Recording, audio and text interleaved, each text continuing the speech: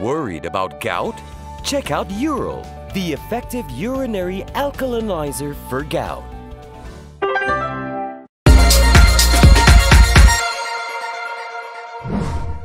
Good evening, this is KiniNews and I'm your host Prasad.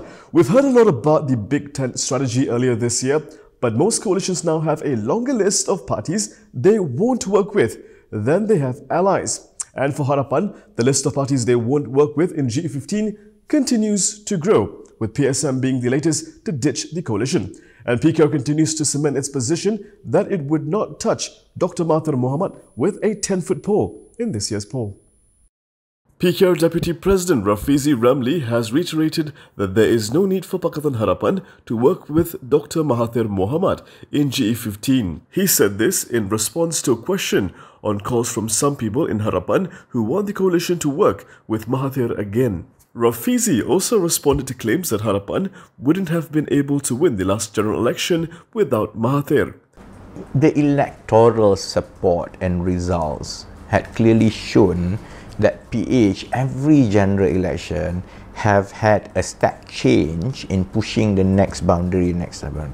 In terms of popular support, in terms of the number of seats that we won, in terms of the public confidence of the ability of DAP and PKR as well as Amanah to become an alternative government. He said Mahathir was a seasoned politician and was smart enough to realize the coalition's potential at the time. He added that based on his data, the former Prime Minister did not bring Malay votes for Harapan in the previous election. Mahathir could bring Malay support, and I tracked the numbers every month since 2016. There was nothing that suggested that. There was nothing that suggested having Mahathir on board bring about a wave of Malay support. I've seen many columns in my life, though I've never had the talent of being able to make one. I've never tried to damage one. But I guess in 2022, people would do anything for some social media attention, even if it means ruining their careers and lives forever. Police have launched an investigation into a video clip showing a man damaging a Deepavali column decoration at a private hospital. The video spread on social media yesterday and irked many netizens who criticized the man's action as being disrespectful. In the 39-second video clip on TikTok, a man clad in a baju Melayu was shown walking on the decoration and using the tip of his shoes to damage it. In a statement, Klang Utara District Police Chief S. Vijaya Rao said police have received a report on the incident and the case is being classified under Section 298A of the Penal Code. He said the suspect will be called to give his statement at the Klang Utara District Police Headquarters. Meanwhile, KPJ Healthcare said they are aware of the video and investigating claims that the incident involved one of its staff. They added that KPJ Healthcare does not condone any act of disrespect among its staff and within the compound of any of its hospitals. They had launched an internal investigation into the video and said that stern action will be taken if their staff is found to be involved. G15 is going to be fought on many fronts. And not just in seats like Sungai Siput. Now Zuraida Kamarudin has announced that Parti Bangsa Malaysia will go solo in G15, despite the party suffering from a leadership crisis.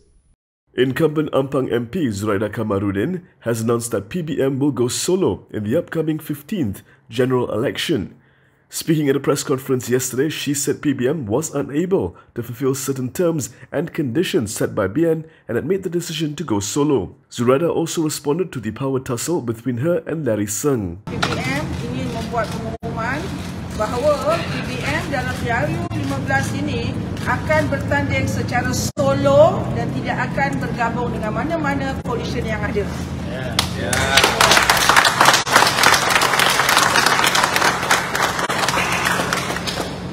Yang keduanya, segala isu mengenai Presiden Parti Bangsa Malaysia insya-Allah akan diselesaikan secara dalaman sebelum 5 hari bulan 11 penawaan calon.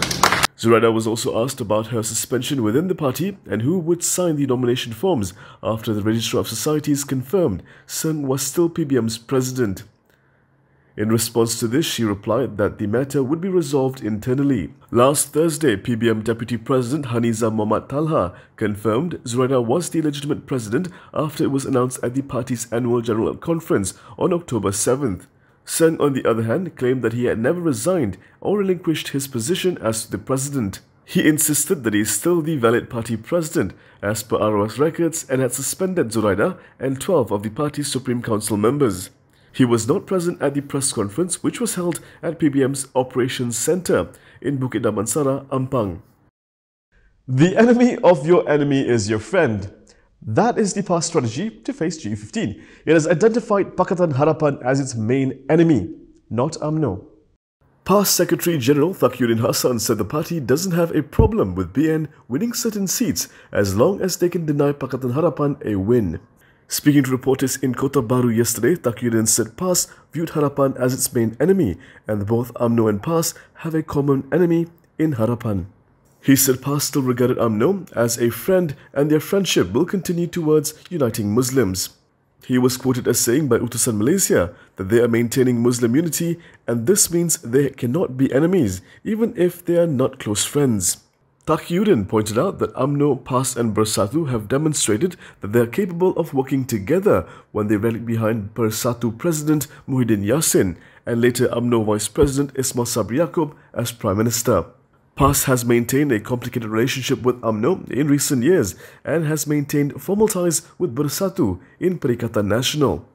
While Bersatu has declared UMNO and BN as their main enemies, PAS has repeatedly chosen not to. A former PAS leader who was instrumental in the formation of the Muafakat National Pact has straight up called PAS members to back BN in GE15. Former PAS MP Khairuddin Aman Razali has called on PAS members and Muslims to vote for Barisan Nasional in the 15th general election.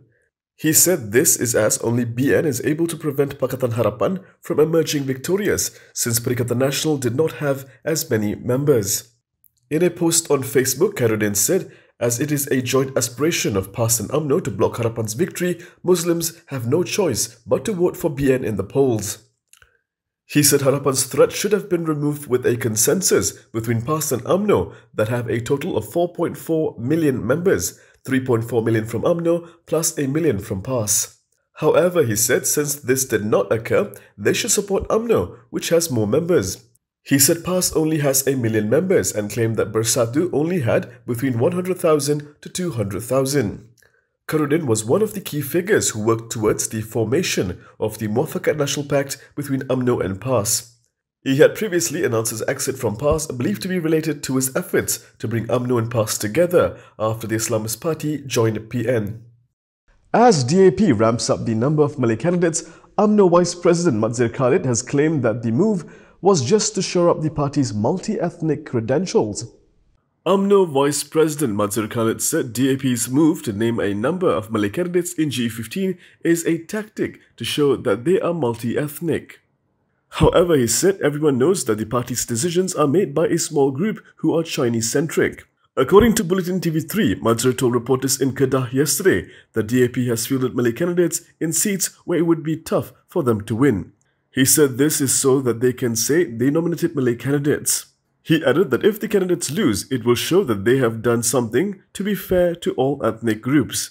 DAP has so far announced 6 Malay candidates for MPs. Among them are Shahridzan Johan for Bangi, Tengku Zulpuri Shah Rajapuji for Lepes, Yang Shefura Othman for Bentong, and Sherlina Abdul Rashid for Bukit Bendera.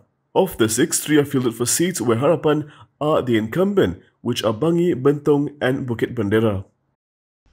Some of the folks in Muda sure seem enthusiastic, but all that enthusiasm backfired for its Perak chief after he went rogue and announced his candidacy in a seat contested by Harapan.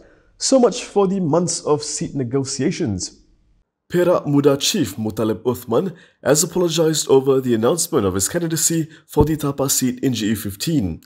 In a Facebook post last night, he admitted fault and apologized for all mistakes that have occurred. He added that Tapa would be contested by PKR.